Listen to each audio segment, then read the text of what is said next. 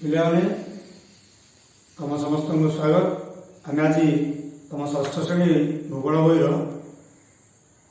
तापमंडल विषय पढ़ा।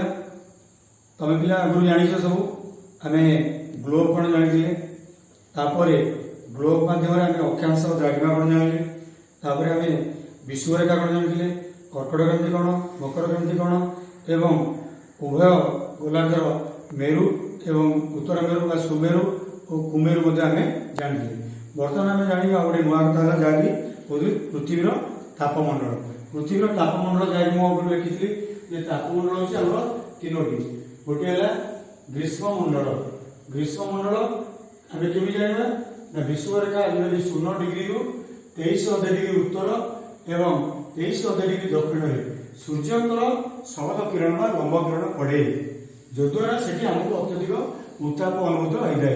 तेणु आम से मंडल कौन कह ग्रीष्ममंडल 0 डिग्री उत्तर 23 डिग्री उत्तर जहाँकि आम कह कर्कट क्रांति एवं मकर क्रांति मध्य जो सूर्यंकर किरण लंब भाव में पड़े से अधिक उत्ताप अनुभूत होता आम कहले ग्रीष्ममंडल।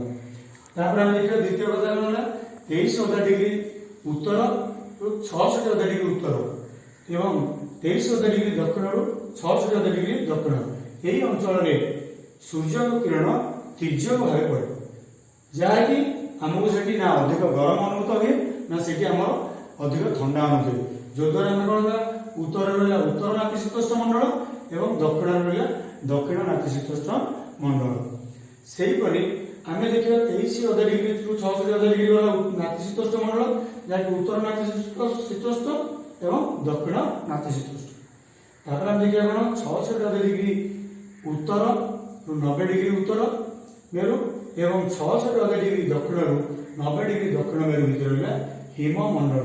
आपको जानी हिममंडल कहले आम ये जहाँ देखुं सूर्य अवस्थिति अनुसार ये सूर्य अति तीर्यक किरण माने अति जहाँकि अति कम तापमात्रा से अनुभूत होता है जद्वारा से सब ठंडा और बरफ अनुभूत हुए। तेणु से जगह कौन कौन हिममंडल। आम ये कौन जाने पृथ्वी को कतोटी तापमंडल विभक्त रही तीनोटी। गोटे है ग्रीष्ममंडल जहाँकि विषुवरेखा उत्तर उत्तर 23 डिग्री उत्तर एवं 23 डिग्री दक्षिण रहा। सेमती आउटे नातिशीतोष्ण मंडल गोटे उत्तर नातिशीतोष्ण मंडल और दक्षिण नातिशीतोष्ण मंडल जोटी कि सूर्यंकर तीर्यक किरण से पड़ता है ना से अधिक उत्ताप ना अधिक शीत है।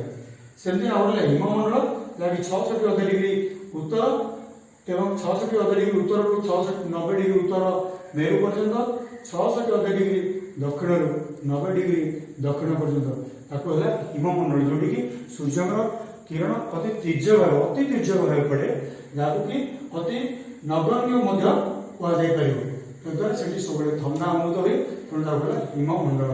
तो आम आज जाने पृथ्वी आमर तीनोटी तापमंडल अच्छी से तापमंडल विषय आम आम बही जापर जहाँ को आम निजे ग्लोब भी देखिले विषुवरेखा एवं उत्तर कर्कट क्रांति दक्षिण मकर क्रांति से अंचल तापमान ग्रीष्ममंडल एवं उभय गोलार्धर 66 डिग्री पर्यंत से रहा नातिशीतोष्ण मंडल जहाँकि उत्तर नातिशीतोष्ण दक्षिण नातिशीतोष्ण 66 डिग्री मेरु उत्तर मेरु पर्यंत एवं 66 डिग्री दक्षिण दक्षिण मेरु पर्यंत से हिममंडल। आम कहले बही देखिपर आम बही स्पष्ट भाव चित्र अनुसार कराई आम केमी तापमंडल को तीन भाग में तीनोटी रंग दे चिन्हट कराई आम निजे निजे पढ़ी बुझीपर। धन्यवाद। आज आम तापमंडल को ये शेष करें।